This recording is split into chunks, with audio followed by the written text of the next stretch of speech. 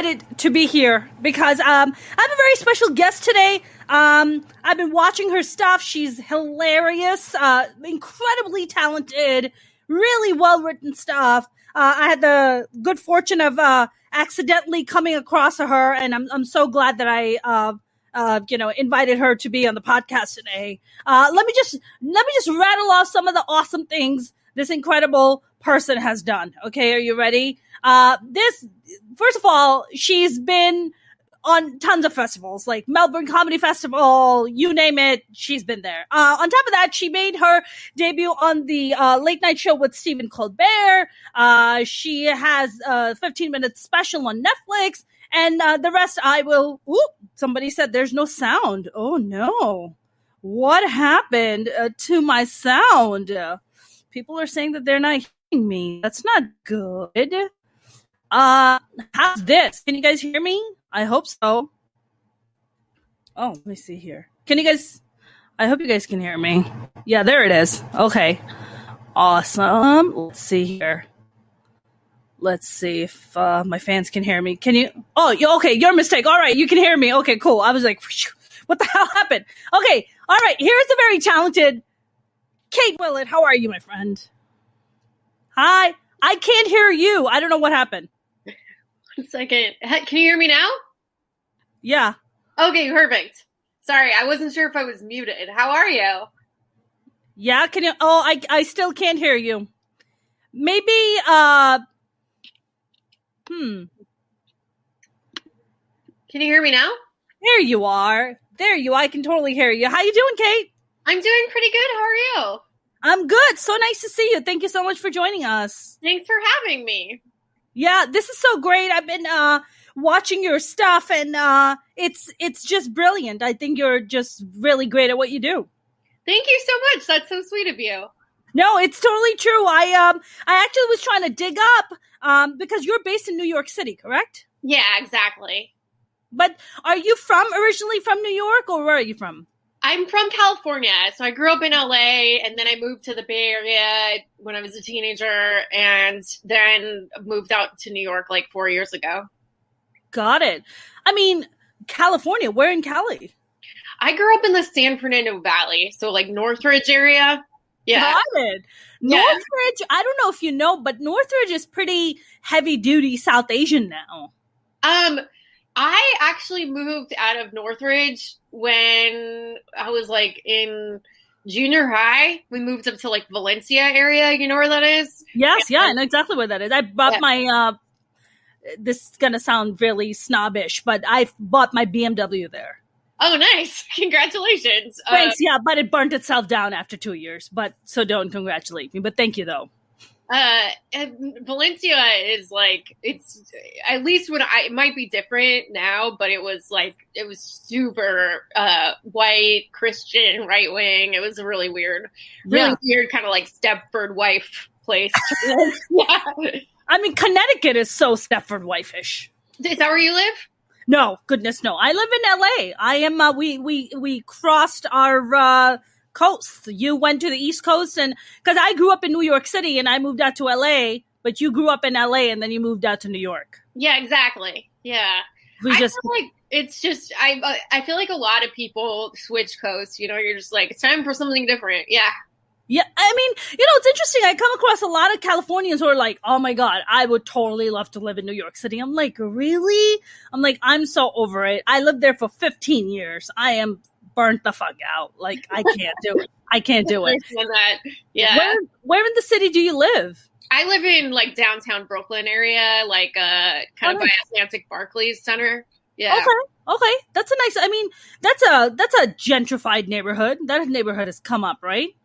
It's kind of weird because it's sort of like a block away from my house is like very, very fancy, but like the block that I live on is like it's mostly people who've lived here for like a couple decades. You know, wow. So it's sort of a mix. Yeah. Right. I mean, my last place was in Brooklyn. I lived in Prospect Park, which was like my favorite spot. It's so beautiful. I love Prospect Park so much. It was lovely. I just had such a great time.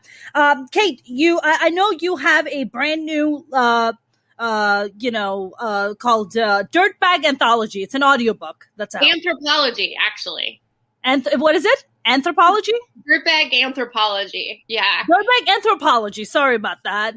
Tell me a little bit more about it before you start telling me, I want to like really commend you and I want to get into this conversation with you because your stuff is so smart, but it's also raunchy, but it's so different when you do it versus when I do it. I am like shamed by my own people to be like, you're a Muslim woman and you're South Asian and how could you talk about this stuff? And it's like, we all have the same fucking bodily functions. What the hell are you fucking shaming me for? So please do tell me about the fuckboys and the fucking losers that are out there that women have to face every day.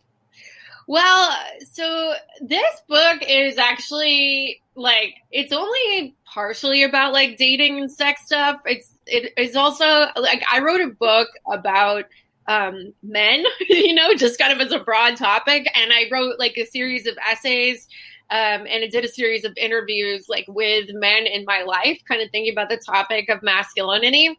Yeah. And there's definitely a lot of like dirty sex stories in there, but there's also some stuff that's like has nothing to do with sex. Like specifically my time as like a born again Christian when I was a teenager. And I wrote a lot about my dad, my relationship with my dad. And also like, I wrote about, trying to think, just sort of the conception of like men and women that I grew up with, like as a little girl. So it's really like, it's a broad range of things on masculinity. It's kind of like half memoir, half interviews. Got it. Half memoir. And did you interview like other comedians, like, or relatives? Like, who are you interviewing? Yeah. So a mixture of both. I interviewed some really interesting, famous people. I interviewed Margaret Cho, who is like my comedic mentor. I love her so much. And I interviewed W. Kamau Bell. I interviewed this progressive feminist pastor named Nadia Boltz-Weber, and she's a best-selling author. And then a bunch of comedians that I know, like good friends of mine. But I did interview my dad. He was in the book, and I interviewed my boyfriend a couple times. I interviewed one of my really close friends. I interviewed my former landlord. I mean, it was kind of a mix of famous people and people in my life. Yeah, sure. Your relationship with your dad. How is your relationship with your dad? My dad is like, when I was growing up, we definitely weren't close. But my dad is like, he's a really, really shy and reserved person, but it's definitely been like nice to get to know him more as an adult. Like he's just, I don't know. He's like a really, really, really shy guy. So he's a man of few words, but he's starting to like talk more now that I'm older. I don't know. I mean, I wonder for like a shy guy like him, for him to even be open to be like, sure, you can interview me. And I was very surprised. I was super, super, super surprised that he was willing to do it. I did not think he was going to say yes, but he was like, sure. And especially because I interviewed him about like some difficult topics. Like what we were talking about is, when I was growing up, my brother was really seriously, and I was interviewing him about how he felt during that time. And like, this is really personal. And, I was surprised that he like wanted to do that. I didn't pressure him or anything. I just asked, and he was like, yeah, sure. And I think he kind of like wanted to say how he was feeling about all that stuff. And he also wanted to be supportive. So I'm really glad that he did it, Yeah. Sorry, when you were mentioning your brothers, it kind of, the connection kind of got a little choppy. What were you saying about your brother? He was really sick when I was growing up. He had a serious disease. Yeah. Got it. And how is he now? He actually passed away like 11 years ago. And I wrote about that in the book too. I think it's kind of, the book is like, it is a comedy book in the sense that like it's funny and there's a lot of jokes in there, but I also wrote about, it has a lot of stuff in there about like, loss and like dealing with hard situations in life and how the way that our culture like thinks about masculinity like impacts men's ability to feel like they can be open about their feelings and grieve and stuff. So it has serious stuff in it too. Yeah. And yet, that's so interesting that you even mentioned that, because I just had my therapy session today. And because I'm a proud therapy person for 13 years, I've been going to therapy, very proud of it. I was just talking to my therapist about that. And I was just like, we like, as much as I want to complain about like fucked up men out there as a single woman, I'm just like, but the blame also goes on the mothers of how they raise their sons and the fathers who raise those sons, right? Don't cry. What are you, a pussy? What are you, like a girl? Don't fucking cry. Don't show emotion. Man up, And that shit is toxic. It's so toxic because these are the same guys that grow up to be like, which country can I fucking nuke? It's like, you don't want that shit. Like, you don't want to teach sons and boys this. They're human beings that have a full spectrum of emotions. Let them feel that shit. So I'm glad at least somebody's talking about it in a comedic way. Yeah. I think because I started this book with the question, like, what does it mean to be a good man? And I kind of ended up coming to the conclusion that it means exactly the same thing as being a good person. Like the same thing it means to be just a good human being in general, compassion, empathy, honesty, integrity. But like our culture does have certain obstacles to men, like being able to feel their feelings and show their feelings. And that makes stuff like compassion and empathy harder because you have to like be in touch with your own emotions in order to be able to like, take care of someone else or understand what someone else is feeling, and all the shit that we put on men, it doesn't really help, Right. 100%. I just feel like we constantly kind of put this, but the pressure is always kind of put back on women, right? It's just like, hey, what did you do to piss him off? What were you wearing for him to have the desire to rape you? What were you doing? And it's just like, why are we taking the fucking brunt of everything? Why are you not pointing this out to the guys? Look, I think, America is a very patriarchal culture, but I come from Pakistan, Kate. I was born and raised there. I moved when I was 15. I don't think it gets any more fucking toxic patriarchy than cultures in South Asia and Middle East. The toxicity is like palpable. Like you can't fucking miss it. It's like everywhere. And it's just kind of, and even women accept it, right? Even women embrace it as like they're misogynistic against other women, and they just kind of embrace it as normal. Like it's just a total form of lifestyle. Do you feel in light of like Me Too movement and Time's Up, do you think society has inched a little bit forward, or we're still kind of standing pretty much the same? Well, so I wrote about that a lot in the book, and I think the conclusion that I came to is like it has moved forward in the sense that people are now having conversations about this stuff, but having conversations is important, especially in interpersonal relationships, I've been able to talk to men in my life about stuff that I've been through, like in a way that, and they were able to understand me in a way that like may not have happened 5 years ago, 10 years ago for sure, but like, just being able to talk about stuff that alone does not really change things. Of course not. Right. Yeah. Right. So I don't know. I guess what I kind of concluded was like stuff has shifted, but not in the major structural way that it really needs to, Right. I know you talk a great deal about being bisexual, and you talk about, I was watching your comedy, and I was like, man, I'm jealous. I am jealous of Kate. I am jealous of growing up Christian and just having to live in a society where you can just be totally open about your sexuality. My family doesn't even want to know if I'm dating someone. Like just the thought of them thinking that I'm like possibly getting naked with someone it fucking blows their mind. Like, so they're just like, we don't even want to know who you're seeing. But the fact that you're so open about your sexuality and about people you date and your love life, how has your family been? I mean, you come from a family of born again Christians. Yeah, I mean, my parents definitely aren't religious anymore. My like aunt and uncle and like the kind of people that in my extended family that are super religious, to be honest with you, I don't really know what they think about it or not, because if I do talk to them, they don't mention it, and they probably know, but there's just like this talk. I mean, but there's so many other things that they have never really talked to me about. Like, you know, when I was married to a woman, they kept being like, your friend, you know, and I was just like, okay, this is not my friend, and you know that. But, you know, I don't know, because like during Trump, it was contentious because of some relatives of mine like supported Trump. And so I was really mad about that. And I didn't really, I didn't beat around the bush with that one. But, you know, I don't really know. I don't know what it's like now. I feel like we're in a time where like Trump is not in charge anymore, and he was like the hero for a lot of these evangelical Christian people. So I don't know what's going to happen right now, to be honest with you, you know? Yeah.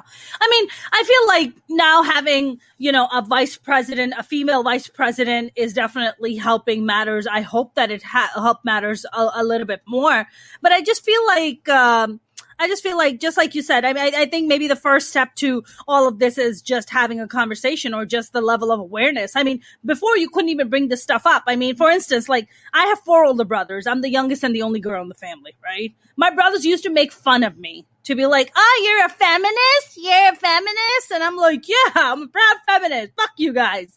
Now they all have daughters, Kate, because God has an excellent sense of humor. And they all have daughters, and now they're the biggest fucking feminists on the planet. Oh, we're such feminists. Oh my God, I can't imagine my daughter or my niece being treated a certain way. I'm like, fuck you guys. You guys are a bunch of fucking hypocrites. Like, you didn't give a fuck when your sister was talking about being a feminist, but now that you have daughters, now all of a sudden you're fucking feminists, you know? But I feel like, you know, when you do go in the comedy world, right, Kate? And, the great thing about New York City, hands down, has the best fucking comedy scene in the world. Nobody has a better comedy scene than New York City. But when you go out in the comedy scene in New York City, like, do you get shit for your feminist jokes? Like, for talking about stuff you do? Like, what? Or are you just kind of past that stage? You know, that's a hard question, because there's not really like one comedy scene in New York City. Right. I mean, like the shows that I usually do are like, you know, often with pretty like-minded people, to be honest with you, like kind of more sort of open-minded artistic crowd.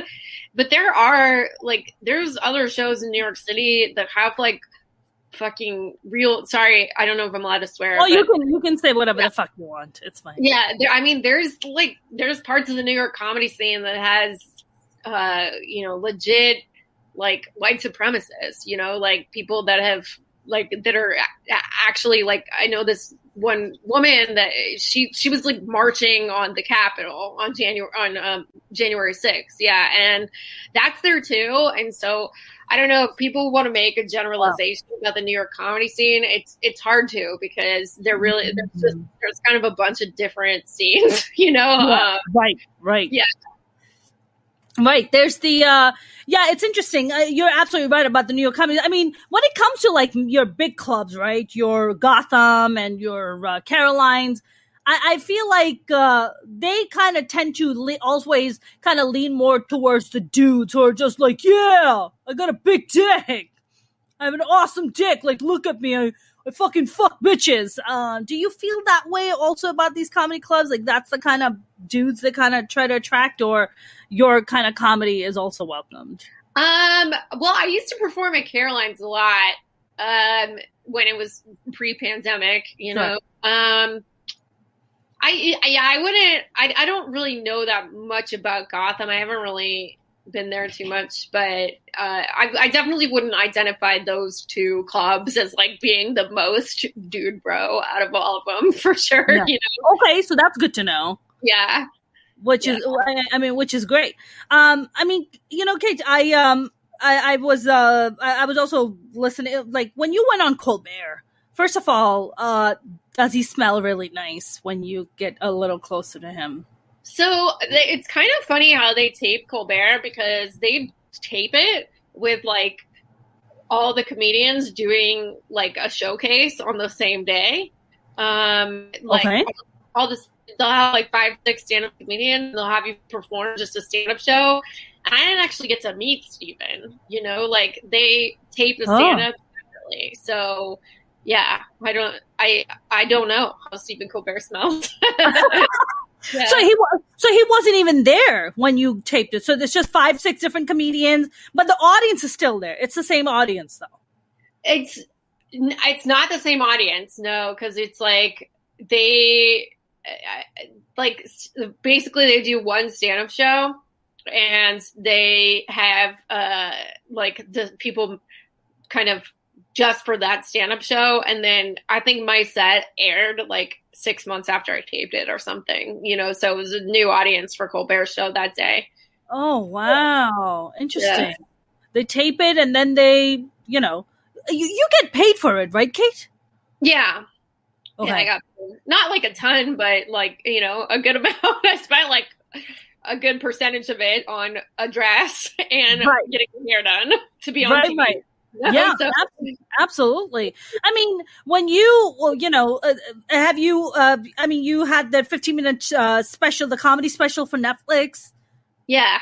Which was amazing. Where did you guys tape that? What, did you guys tape that in New York too? No, that was taped in Atlanta. I was living in New York, but that was taped in Atlanta. They flew everyone there over a few day period to tape all the 15-minute ones. I mean, I really love the concept because have you been watching some of the other specials that Netflix has been putting out, and they put it out in the native tongue of wherever the comedian's from, and they'll just have the subtitles. And I was like, look at Netflix. Netflix is not giving zero fucks. They're like, look, these are our comics. This is the way they deliver their comedy, and you just have to figure it out if you want to watch it or not. I actually have not really watched a lot of stand-up in the pandemic, to be honest with you. Oh, really? Okay. Yeah, I don't know why. Maybe it's because I miss performing so much, or I don't know. I just don't want to like feel that particular itch. But I've watched like, or maybe I just needed a little break from stand-up. I'm not sure, but I've been watching like a ton of documentaries. I've been watching a ton of horror movies. Horror. Okay. Yeah, I don't know. I've been attracted to different things. I'm sure that like as stand-up becomes something that is more possible to do again, probably start watching it a lot more again. Yeah. Man, I mean, what is the scene like in New York City? I mean, everything is shut down, right? During the pandemic. You guys were the epicenter. Now we're the freaking epicenter. I mean, it's bad. Yeah, I mean, so in New York right now, there are some indoor shows going on, but I don't know. I don't do indoor shows right now. Yeah. Good for you. For too much pandemic, you know. Right. Exactly. But you know, in the summer there were a lot of like outdoor park shows and stuff, and I did a lot of those, like outdoor socially distanced masks and stuff, and that was really fun. It felt like comedy was kind of back for a second, but yeah, I think I would have to feel like the pandemic was a lot more under control before, or maybe not existing at all, before I would feel like I wanted to perform instead, you know? Yeah. I mean, now that, now they're talking about 200 million vaccines that Biden just ordered for everyone to get vaccinated because they want herd immunity by like July or August or something. That's what they're talking about. I mean, how much do you think comedy is going to be changed by the time people get vaccinated and it comes back? I mean, first of all, I don't think stand-up comedy is ever going to be the same again. What do you think? Yeah, I don't know. I think that there'll be. I mean, stand-up will definitely continue to exist and be sure that happens all the time because comedians are super motivated to perform. I mean, will it be exactly the same? Probably not. I think a lot of venues and clubs have closed, you know. I don't know if it'll be as easy to make a living as a stand-up comedian. Like, it was already hard before, and I feel like some of the places that, you know, you could get like a headlining weekend or something, like those have closed. Wow. But, you know, I think that, I mean, I think it'll, I don't know. I don't think it'll be that different, to be honest with you. I think comedians are like very motivated to perform stand up, and I think people are going to want to go out too, you know, after being in the house for so long. I mean, people are definitely aching for live entertainment. I mean, are you guys allowed to have live entertainment outdoors in New York or even indoors? Is that even allowed right now? Definitely allowed indoors, and I don't know if it was allowed outdoors or not. I think so, but I mean, there's nothing outdoors right now, really. It's like, it's snowing, right? You know, it's the dead of winter. Cold, so yeah. Yeah, it's the dead of winter for you guys. So that's, I mean, holy shit. Have you been watching what's been happening in Texas? Like, they got hit with a massive snowstorm. It's ridiculous.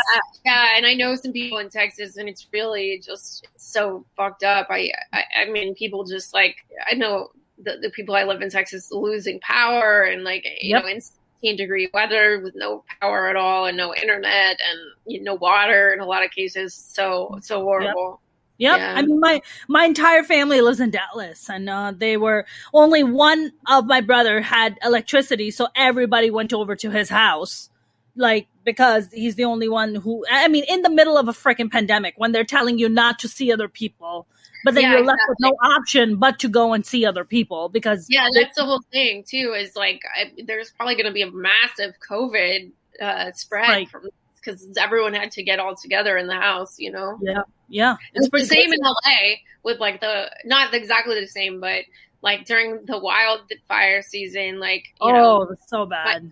My parents were trying to stay away from, you know, people because they're old, but it was like, you know, like they were also fully prepared to have to evacuate their house because the areas near them were burning. And it's like, oh my God, there's so many disasters is how bad it get, you know, probably a lot worse, to be honest. But I mean, 2020 was just a fucking dumpster fire of a year, you know? Yeah. It was hard. It was really hard. Did you, I mean, during this pandemic, like, you're home, did you have any motivation to write? Because I was struggling. I have been straight up struggling with sitting down and trying to write stuff. Well, I mean, I wrote a lot of this book during the pandemic. Sure. And I don't know if it was intrinsic motivation, but I had deadlines, so I had to get it done. So that was what I was writing for a big percentage of this, you know, but now that's done, and we'll see what I come up with next, you know? Yeah. I mean, this book that you have, is it in print and on audiobook, or is it just an audiobook? It's just an audiobook, and it's very specific to like audiobook format. Like, so much of it is like, is made for audio, you know, interviews and comedy stuff. And absolutely. Yeah. I mean, you know, Kate, you were touching on talking about your relationship with your dad, and you talked to him about, you know, some very delicate topics about like your brother being sick and then his passing. How much do you feel in your work do you bring in like pain? How much does pain play a role in your work? You know, like in stand-up less, because stand-up is supposed to be like all funny, but in a book it doesn't really have to be like all funny. I mean, this book is it is funny, I hope, but I mean, like, there's also a lot of other emotions in it, so I kind of went wherever I wanted to. On this one, it for sure has some like, it has a lot of different emotions in it, sadness, anger. But I mean, in stand-up, it's like you can talk about whatever you want, but there has to be a way to make it funny, because the whole thing is to make people laugh. That's correct. Yeah. I mean, did you watch Hannah Gadsby's first special? Nanette. Yeah. What did it do for you? I mean, to me, like, I wasn't. Hannah Gadsby's special was like, it's a type of comedy that people do at the like Edinburgh Fringe Festival, where they have, and you probably know this, so this is more like for other folks, like where, you know, people have like a 1 hour show, and, you know, it's funny, but there's also like a narrative arc, and it's poignant, and you tear up towards the end, and it's like a whole thing. And I've seen a bunch of those shows. Like, I've lived in the UK for a little while, and, you know, I'm familiar with that as its kind of own form. And so a lot of the things that people were talking about with Hannah Gadsby's special, it felt like just people kind of not understanding that, like, the form of stand-up isn't the same as it is in the United States in a lot of cases. Like, that the idea of like having like an emotional journey and a stand-up hour, or having sad parts, like, that's something that people do all over the world. It's just not like what American comedians particularly do. So I don't know. I guess my thing about Nanette was like, I liked it. I mean, but like, people were like, this is going to change comedy. I was like, no, it's not, because people have been doing comedy like this for a long time. You know? That's right. That's right. That's right. Just because we haven't seen it doesn't mean all of a sudden it's like, oh my God, it's this new form of comedy. It's like, no, it's been around. Yeah, exactly. Yeah. Yeah. But, you know, I feel like for me, when I watched Nanette, I didn't know that you could do that. I was like, you can do that? I was like, I didn't know. And it just really blew me away. It gave me courage to talk about so much of my life in a way that I just never had the courage to talk about before. Oh, nice. That's great. Yeah, she just like rocked my world. And I was like, oh, I didn't know like you could scold people on stage. I didn't know you could do that. That's amazing. I mean, I just love what she does, and, you know, everything that she stands for. I mean, for you, like, have you been getting, like, besides doing like late night and stuff and, you know, writing your book, do you act as well? Like, do you get called in for acting work? Like, how does that work for you? I've acted in some stuff. It hasn't been like that much. I guess mostly before the pandemic, I was focusing on like stand up primarily. But, you know, I would definitely be down to do more acting in the future, but it's not where I particularly like spent time. Like, there are actors who, like, the whole thing is just like auditioning and, like, you know, making like acting videos. And I just like, I'm not there. Maybe I've had a good time like acting in the stuff that I've acted in, but, like, you know, there's real actors, and that's its own skill, you know? Right. So. Right. I mean, it's like that Mitch Hedberg joke, right? Mitch Hedberg has that joke. He's like, you know, as stand-up comedians, you get hired, and then they ask you, they're like, can you act? Can you write? You're like, I'm a stand-up comedian. That's one craft I've been honing this entire time. Now you're asking me if I have other crafts I hone? No, I'm just a stand-up comic. Like, that's all I do. Now you're asking me to do other fucking things. Like, what the hell? I don't know, Kate. I mean, have you done comedy in LA? I'm sure you have. Yeah, I lived in LA for like a year before I moved to New York. Yeah. And so you've been doing comedy for how long now? Like 9 years or something. Okay. So you've been doing comedy for about 9 years. What were you doing before? I mean, you mentioned that before that you worked in IT or something, didn't you? Yeah, so that's true. I actually worked in like tech when I first started stand up too. Yeah. I was in San Francisco, and those were the jobs out there, you know. And right. I had a theater company in San Francisco for a while. I did do a lot of acting, but I was more like a theater person, you know, and you know, doing like. I'm an artiste. Exactly. I have integrity in my craft. Yeah, exactly. Yeah. Regularly saying the words my craft without knowing how funny that was. Yeah. I was funny, but I don't know. You know? So. Yeah. Right. You were trying to be dramatic, but the shit just always came out funny. Yeah, exactly. Okay. Yeah. That's your sign. Like, that's how you know. So what made you get into stand-up? I mean, what made you say, you know what, fuck tech, I want to do stand-up? Well, so I was never like doing tech, like to have my career in tech. I just like doing it because I needed, just money, like day job stuff. But I was doing theater for a lot of years, and then like I just kind of I don't know,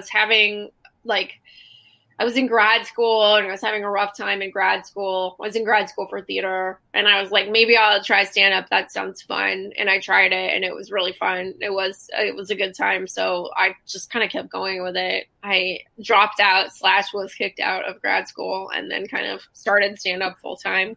What do you mean got kicked out of grad school, Kate? So I was in a theater program at this university called DePaul, and they cut like people from the class every year, like you were like, if you weren't good enough, you were like elimination, so I got eliminated. But I also like maybe would have even left myself, because like I hated it there. I was miserable all the time. It was like awful. Yeah. What did you go to school for? I was getting my master's degree in theater. Yeah. Got it. You will get a master's in theater. Got it. Yeah. I mean, your parents sound like really cool, chill people. Like, were they the ones who telling you to go do tech, and then you were like, no, or that was just kind of your thing? Like, what did you get your undergrad in? I got my undergrad in English literature. Yeah. English literature? Like, yeah. Were you looking to like teach, get like a professor, become a professor or something? I think when I started, I thought I was going to be a lawyer. Yeah. I think I thought I was going to be a lawyer one day. That was the thing that I was really interested in. And I mean, in another life, I could still like sort of see it, cause I mean, I wanted to do like, I wanted to be like a public defender or something, like. That makes sense. Honestly, every time like I've spoken to comics and I ask them, I'm like, if you had an option in another life, like what to do, what would you be? And they're like, lawyers. I mean, that's the same response that I would have. I mean, I would love to, if I didn't become a stand-up comic, I would have probably become, a criminal lawyer. Yeah. Because I have a criminal mind. Yeah, it's kind of weird because it's like, I mean, with like law, it seems like people are making, complicated arguments, and comedy is like also making complicated arguments. It's just that they're silly and they're about like ridiculous. That's exactly. Yeah. Precisely. Like, you know how to control the room. I mean, when you get in a court, you're presenting your case, you're controlling the room, you're controlling the environment, controlling the narrative. I mean, it's very, very similar to stand-up. Yeah, I don't really know what it's like to be a lawyer or anything, but I think it's a lot of like, my friends who do it, it's a lot of like paperwork all day, like just like typing out these like long documents, and they're so bored, Yes. I think it also depends on what kind of law you do. Like if you do like corporate law, that sounds fucking boring as fuck. Like nobody wants to do that. That sounds boring as fuck, yeah. Like criminal, oh fuck! I stabbed 5 people. It's like, do tell. Yeah, totally. How did you arrive at that? Like, please do tell. That sounds like a lot more exciting when there's like death and destruction versus just typing fucking bullshit ass corporate policies. Who cares? No. I'm totally with you. So are you, Kate? Like, are you also like developing your own show? Do you also have a 1-hour special you're working on now? Like, what's your jam? Well, like some other things I'm working on is, I have a podcast myself, that I really love doing. It's called Reply Guys, and it's a feminist political comedy podcast. I'm writing some articles right now, like some essays, and hopefully another book. I am working on some scripts, but this book has definitely been sort of consuming my time for the past few months at least. Yeah, I bet. So I think it's funny because it's like when people are like, okay, you just finished this, what are you doing now? And it's like, I finished this like 4 days ago. Exactly. You're like, let me take a fucking breather. Like, I just got done. Yeah. Let me make a trip to Cancun, like Ted Cruz. Let me make a trip. Let me try to take a deep breath. No, I totally understand. I totally get it. Is this your first audiobook, Kate? Yeah. Yeah, that's my first book of any kind. So how exciting! That is so exciting. Is this a concept idea that you had and you approached the company, or did they approach you and were like, "Hey, we'd love to offer you this," and you're like, "Let me come up with an idea"? No, I pitched this idea in like 2017. Oh, wow. No, 2018 I pitched this idea. And then it took like a year to kind of like sell it and get the pitch going. Yeah. And then I started writing it in like 2019. So it took like a year and a half once we actually started working on it, but it took like a year to sell, Yeah. So. I mean, Kate, that's such a key thing that you just mentioned. You said that you started back in 2017. That's 3 years of your life that you're like consistently just while doing a gajillion other things on the side, right? Yeah. Writing, performing, Colbert, all that other stuff, right? And then in the meantime, also working on this. And a lot of people don't understand how what a hustle it is to be in the creative world, like especially a stand-up comedy. I mean, it is a hustle on like a whole different level. Don't you feel that way? Yeah, I mean, the pandemic is definitely the first time that I've rested in so long. Like, I didn't, maybe that's why I'm watching so much TV of like not Connie, is because it's like, I didn't, people would ask me like in, 2018 or 2019, like, oh, what shows are you into? Like, I don't know. I never watch TV. I like do work all day, and then I like shove some pizza in my face, and then I like go do like 4 sets, and then I come home and I pass the fuck out. Exactly. Like, when I watch this TV, so it has been like kind of nice. And so I miss comedy a lot, but it's been really nice to like get to like cuddle with my little pets. I got some pets. They're kitties. So much. And I've been like cooking, and that's been fun. And so I don't know, I don't even remember what this tangent was, but like the hustle of like creative stuff, can be really exhausting. And like it's going to be a little weird to go fully back to it after so much time's kind of to sort of rest a little bit, It's almost like your work ethic has been like dumbed down, where you're just like, ugh, do I have to put in all this time and all this work? Can I just watch like 2 documentaries and then come back to it, or like something, right? I mean, it's funny because I recently got I landed a role on a primetime show. Congratulations. Oh, thank you. And right after I landed it, this girl reached out to me, who I've been kind of like, I've met her once and I kind of worked with her in New York City. But I got hired to MC this big fashion show, and she was like the creative person on it. And she also wants to become a manager for our artists or whatever. And she messages me out of the blue and she goes, "Can you tell me how you got there?" I'm like, "Got there where?" She's like, "Oh my gosh." And honestly, Kate, like, I had like this mix of emotions. I was like, what the fuck is she talking about? Is she fucking stupid? Does she know what it takes? And it's like this range of emotions where I was like, well, I have been hustling for well over 15 years of my life. I don't have a husband. I don't have a boyfriend. All I fucking do is work. And also it's called talent. That's how I got here. Do you ever get questions like that from dumbasses? You'll be like, how'd you get there, Kate? How'd you make it on Colbert, Kate? Yeah, I mean, definitely when I did the Netflix thing, I had a bunch of like random people write me and like be like, who can I contact about getting a Netflix special? Like, you just send an email or something. So that was funny, Wow. I hope you blocked them. Did you block them? I didn't block them, but I was just like, I don't think that there's anyone that you could just send an email. Hey, Kate, can you just send me that email that just gets you that Netflix special? Can you just send me that email? Like, what? What do you? What? No. What the fuck are you talking about? That's so weird. Kate, your stuff about how feminist it is. I love the edginess of it. I love fucking everything about it. We don't have to mention this group of people, but I believe it was mentioned that you had a group of douche nozzles who were trying to come after you for being a woke feminist, for being a woke comedian. Are you okay with just talking about it? Of course, we're not mentioning any names here. Oh yeah, I mean that's fine. I've like talked about this, but yeah, I mean I was kind of telling you about like the sort of like right wing segment of things in New York, and like there's definitely this group of comics, and they have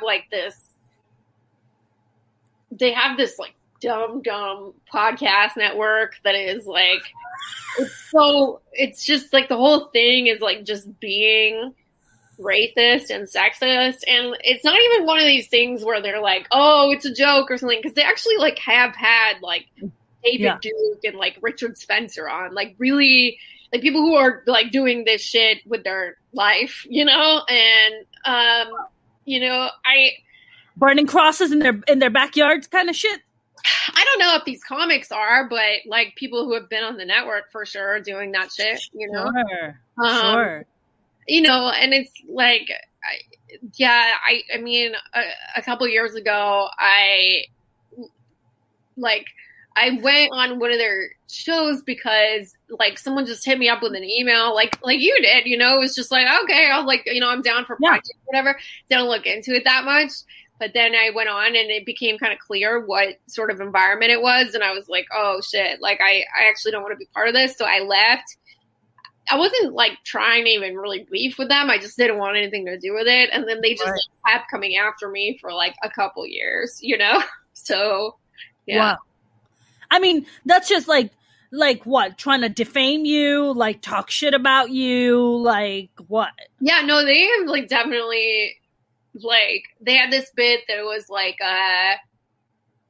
they had like a random rape threat generator that was like devoted to like saying different, like, I don't know what, I didn't watch the bit. I just saw like a little bit of it, but I think that the premise was like that they like would, you know, do like would generate like random rape threats to me or something. And then like one of my ex-boyfriends died tragically. It was horrible. And they like, they spread a rumor that I was like murdering him. And they like kept saying this on their podcast and stuff. It was disgusting. But yeah, you know, I have a boyfriend, and they found some like porn of like porn that he made like a long time ago, like before we were even together. And they found this of him, and then they like aired it on their show and stuff. Jesus. Yeah, and it was just very. Wow. I don't know, they're kind of they're like really obsessive, gross people, you know. And now, I mean, I hope all that bullshit is just behind you at this point. Yeah, I mean, I have like 30,000 people blocked on Twitter, to be honest with you. Wow. They're all crazy. You know, like their fans are just disgusting. But I mean, yeah, I don't know. I try to just like block I mean, these people have like, I don't know. I mean, I definitely had to make sure that my address was like everywhere off the internet, like pay for like anti-doxing software and stuff. I mean, it's been scary at certain points, you know. They're horrible, horrible people. Yeah, exactly. And that's the thing, right, Kate? When you're talking about like these crazy kind of right-wing nuts, right? You don't know what they're capable of. I mean, I don't know if you heard the story about Dina Hashem. Yeah, right? And somebody published her parents' address online. Yeah, I saw that. That's disgusting. That's horrible. I mean, she had to delete her account. Horrible. Like, she made one joke about, like, some rapper, right? The one who got shot, I believe he was. I forget the rapper's name. I forgot what his name was, but yeah, it was a rapper who was shot. Yeah. And it wasn't even about him getting shot. Exactly. It was about Venmo. Yeah. It was about don't carry cash, Venmo, so you won't get robbed. Yeah. And they lost their shit, man. Yeah. Yeah, I remember just feeling like that was just a wild overreaction, you know? I mean, Kate, honestly, were you not absolutely terrified when these people were trying to come after you like 2 years ago and worried about your safety and Oh no, looking? I definitely was. Like, I mean, like I had people like come with me to shows and stuff. I was scared for sure. I mean, because it's like at the end of the day, it's like as a stand-up comedian, like at least before the pandemic, like put where you were going to be that night every day. That's right. Come murder me here. Like, yeah, exactly. And that's something that not a lot of women, would or should be doing, probably, because it is kind of scary to like have, any fucking random creep be able to know where to find you at any moment. But that's something that you have to do. Right. So yeah, it was scary. In the pandemic, I've been a little bit more like fucking saying whatever I want to these people because I'm not putting where I am every day. You know what I mean? Like, right. I don't have to. I'm not going to be like at a certain location that night that they can find me at. So whatever, fuck them. Yeah. I agree with you. I mean, have you been, did you like try to go to the cops? Did you try to get a lawyer? You were just like, these motherfuckers are like trying to come after me and threaten my life? Like what? Yeah, no, I got a lawyer to write a cease and desist letter, and they burned it on the air. I did. I'm not big on calling the cops, but I did like ask about it, and the cops don't really handle like online stuff too much. Like it has to be like so specific to get someone in trouble for a threat. Like it has to be like someone you'd have to prove that whoever was saying that they were going to kill you or rape you online, like had an actual like plan to do that, which so is like just a threat to be like, I'm going to come to your comedy show and I'm going to rape you and murder you. That's not good enough. I think that's not enough. No. Yeah. That's fucked up, Kate. Yeah. I mean, I don't really know the law, but I mean, also one of the guys who like ran this station, like was a cop. So they were like, this was like, there's a lot of cops fucking listen to that shit. It was like the same milieu, I don't think cops really make anything better most of the time. I'm not a big like police person, and I probably could have sued these people. But I mean, that's like, that's so much like time and energy. And I mean, I just want them to shut the fuck up, Agreed.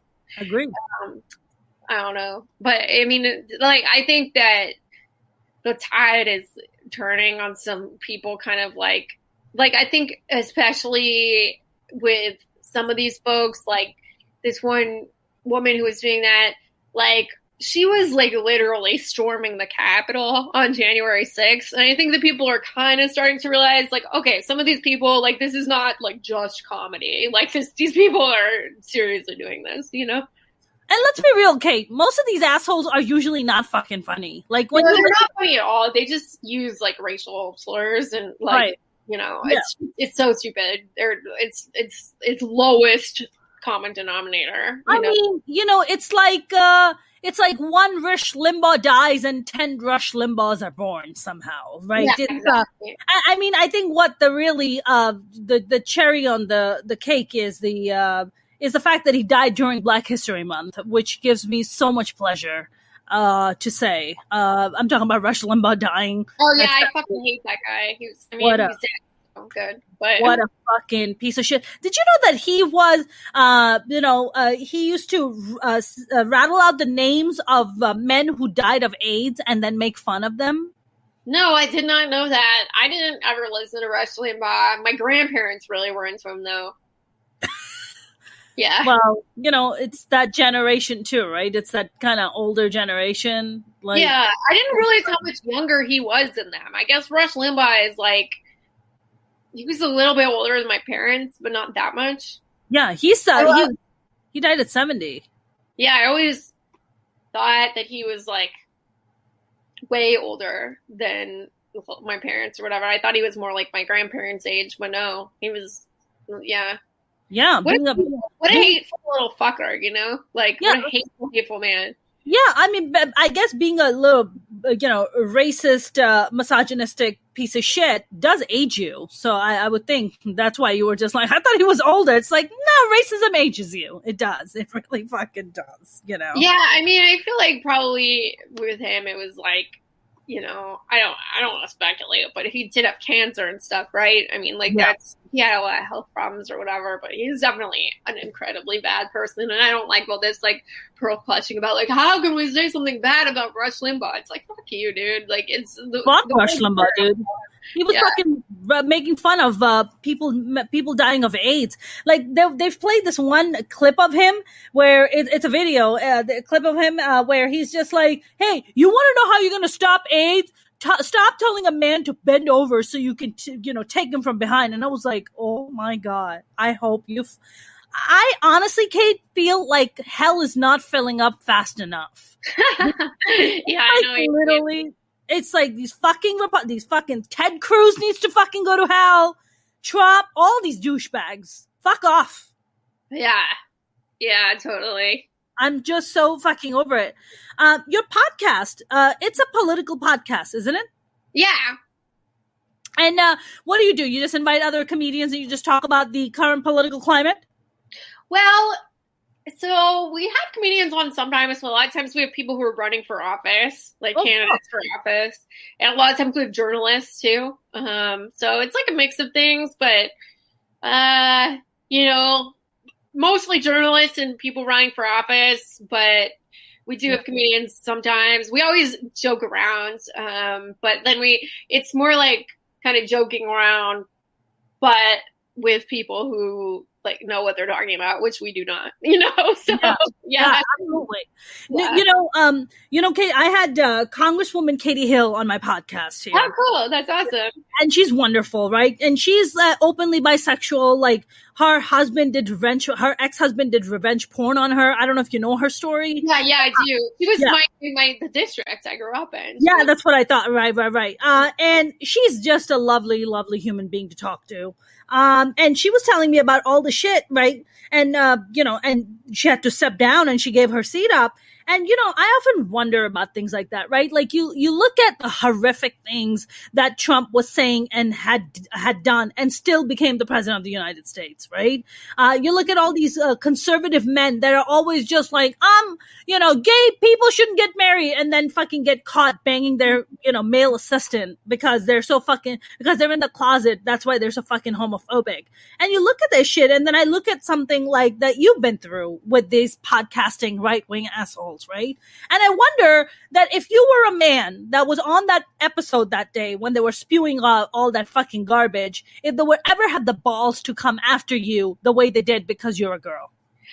Well, I mean, I think that's complicated because they honestly come after my boyfriend more than they come after me, like. Is your boyfriend a comic too? Yeah.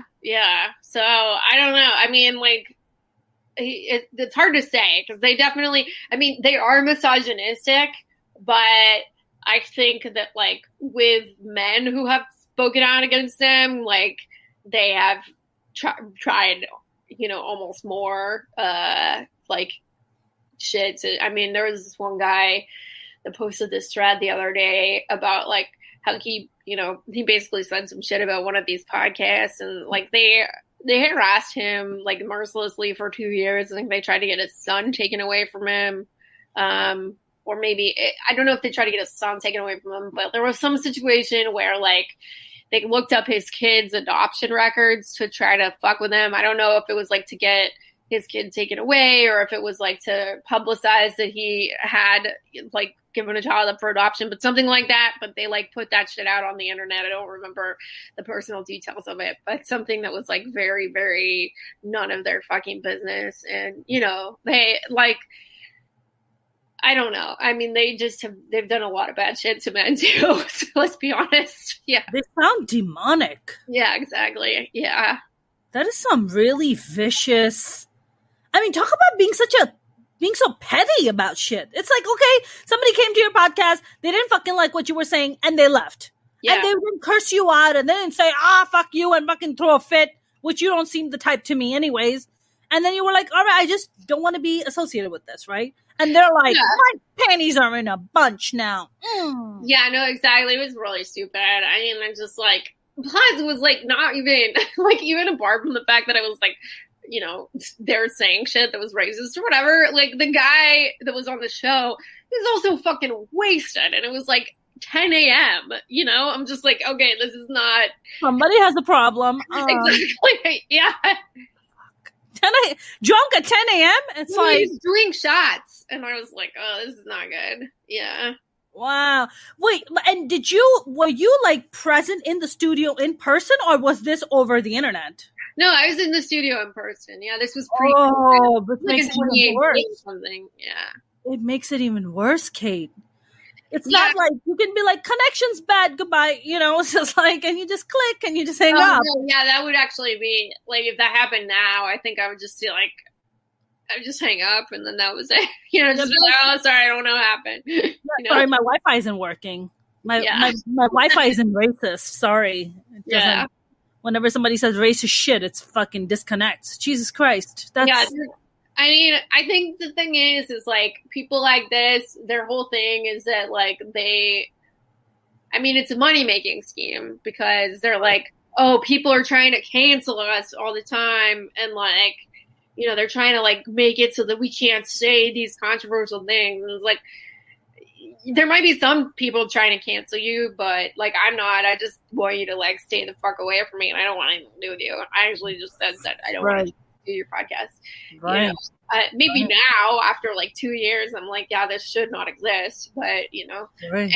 But yeah, I mean, like their whole thing is like they try to pick fights and harass people, and then when those people talk about it, they're like, oh, look, they're trying to shut down our free speech only to our network to prevent us from getting shut down by this horrible person. And, you know, they're making thousands of dollars off this grift, you know? So that's why you do it, because it's like, it's for money. That's interesting. You know, Kate, you brought up that point. It's this is a thing, a tactic that has been used by the Republicans, because they're a bunch of pubes. But the Republicans and the Trumpers of saying fucked up shit, and then you holding them accountable. They're like, see, you're trying to cancel me. See, cancel culture.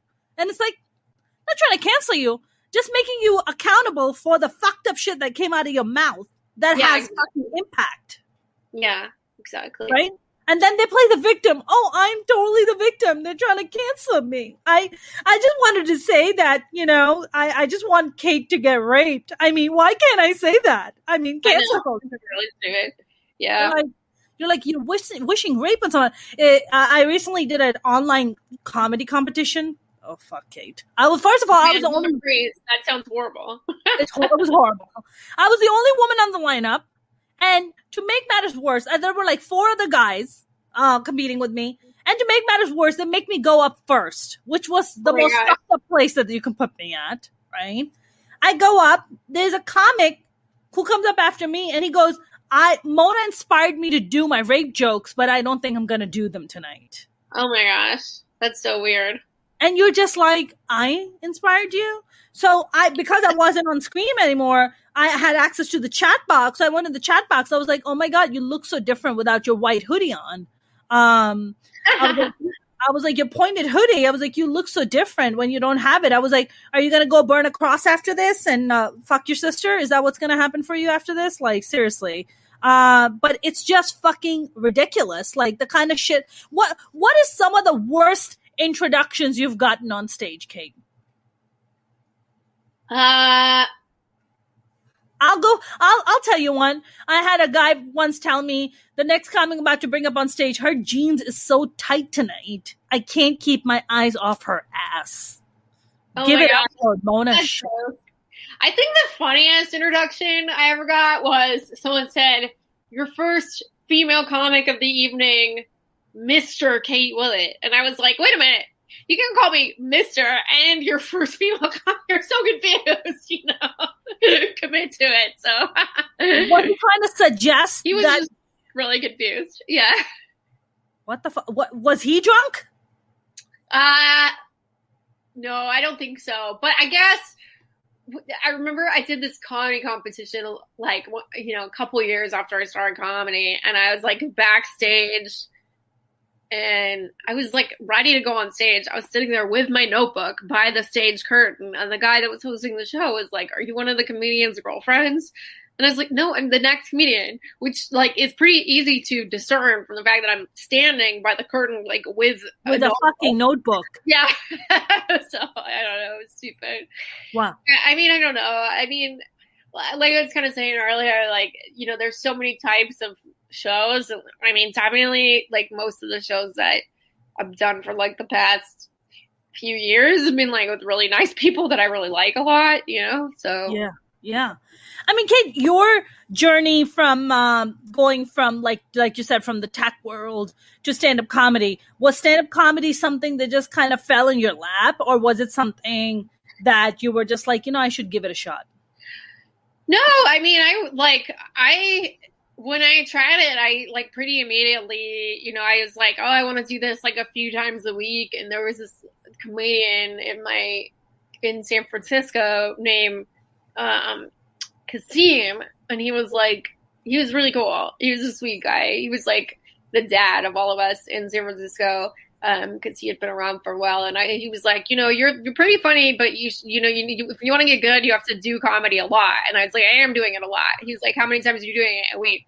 I was like 3 or 4, and he's like, like, he's like, that's not a lot. Like, he's like, you need to be doing at least 10 spots a week, And so then I started doing it like that. And I mean, I think for years I still like did it like that. I think the pandemic is probably the first time that I slowed down really, Yeah. 3 to 4 times. I mean, when I moved to LA from New York, I was doing 3 to 4 times a night. That's what I was doing. But then I also burned myself out, so that's not a good thing either. Yeah. I mean, the lowest amount of comedy I've ever done, except during the pandemic, is when I lived in LA. I probably did like 3 to 4 shows a week in LA when I lived there, because it's just like it's all the driving, and it's just like, that's right. So many comedians is a little bit harder to get stage time, but yeah. But yeah, I mean, that's part of the reason I moved to New York, is because I was like, let's get back to it. I want to do a bajillion times of stand up, And honestly, every time I come to New York City, I come back a better comic every time. Yeah, I mean, it's really fun, and I don't know. It's I mean, New York comedy, it can be amazing, and exhausting. I'm always exhausted. The moment I land in New York City, I'm like, I'm exhausted. No matter how much I sleep, no matter how much coffee I chug, I'm fucking exhausted. Yeah, I know what you mean. Yeah. You know what I'm saying? I know it's different now though, because it's like, I mean, just the pandemic for a year, I've just been in the house, It's been I mean, I can't even imagine what New York City looks like right now. I have been talking to some comedian friends in New York City, and they try to give me a tour of what it's like, but it seems very, very sad and quiet. It is. Yeah. I don't know. But it sounds like maybe by late summer we'll be back in action. I don't know. Yeah, absolutely. Yeah. Have you, we're going to start wrapping up, but I wanted to ask you, have you, besides the UK and Australia, have you performed in Asia or anywhere else for that matter? Yeah, I did some comedy in China. I performed in India. What was that like? What was China and India like? China, I did this small comedy club that was very much like expats. Like, it was people from all over the world, and it was because it was an English language comedy club. Yeah. Did they fly you out for this? Yeah. Okay. Fun. And that was great. I mean, I had a great time. I did Shanghai and Beijing. And yeah, it was awesome. I had a really, really, really fun time. Yeah. And in India, I went to India for a few weeks for a friend's wedding. Yeah. But then I was traveling around for a little bit. And one of the things I did was I did stand up there, like the Laugh Factory, I think it was, in Mumbai. Yeah. And that was really... Which is the Canvas Comedy Club. Is that what you're referring to? I don't know. I think it was called the Laugh Factory at that time. Oh, really? Okay. Yeah, they had to change it because of, the Laugh Factory here. Yeah. So, but, that was definitely... It was different, right? Because it was like... I think like you were talking about at the beginning of the show, like, I mean, different things are more shocking in different environments, and I could tell that like my material was like more offensive there, than it is here. So yes. Because you're also challenging the patriarchy in a way that the female comics there don't challenge it. They can't. Like, they'll have straight up fucking death threats and all kinds of bullshit they have to deal with. Yeah. I mean, what was some of the stuff? What were some of your jokes where they were like, "Oh shit, what the fuck"? I don't remember exactly what jokes I told because this was a while ago now. It was like in 2014, but I definitely know that I did tell a lot of sexual jokes for sure. Yeah. Yeah. And they were in it until they were like, "Oh my god." Well, I'm sure I got a sort of pass as a foreigner, because it was like, I mean, like people from all over the world like watch American TV and shit, right? Yeah. So I think like, yeah, I'm sure I was held to a different standard. Did you tell your chlamydia story? Because your chlamydia story is fucking brilliant. I didn't tell that one. That's so weird that you mentioned that. That's like a bit that I never think about. That really happened. It was such a good bit. It's so gross. Yeah, it's but no, so gross and it's so good because you know what it was? I was listening to you and I was listening to that bit and I was getting ready and I was just like, this bit is so fucking out there, but it's also so vulnerable. Like you're just like. Was that on my album? I can't remember. Yeah, I don't know, but no, that was a real thing that happened to me. No, I figured that it was like I don't remember what I said in the story, but basically I had a huge crush on this guy, and I had a crush on him for a long time. I was like obsessed with him in a really super embarrassing way, like because I liked him way more than he liked me, but he liked me a little bit, Yeah, and we like flirted for years and we'd hook up sometimes. I like wanted to hook up with him so bad. And then we did, and he gave me a fucking STD, and it was just like, oh no, What the fuck? I don't want to say that there was like I don't want to stigmatize like having STDs or whatever. Like ultimately, getting chlamydia, you can't do anything about it. It's not a big deal. Like people need to stop making a big deal about this stuff because it's way better if people just are honest and like tell each other if there's something like that going around.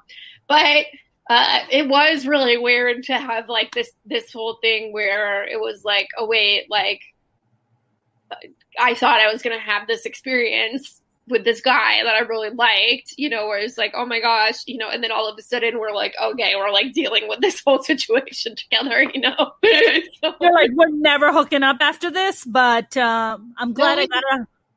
We did hook up after that. After taking your medications? No, we hooked up.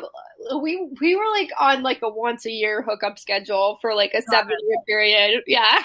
Got it. Once a year hookup schedule, medicated. Hey, we're good now. Well, I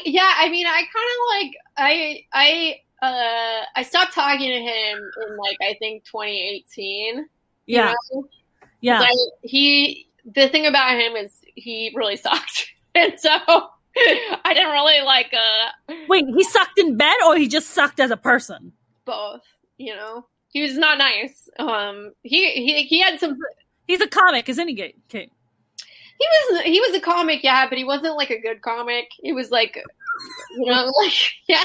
Is he good at anything? Jesus Christ, he's just bad across the board. He was a really fun person. He was really fun and he was really smart, and he was pretty nice sometimes, but other times he was like, just really like not, I don't know. He was just kind of a jerk. And that is such a lady boner killer for me. Like, if you're not nice to me, I'm out.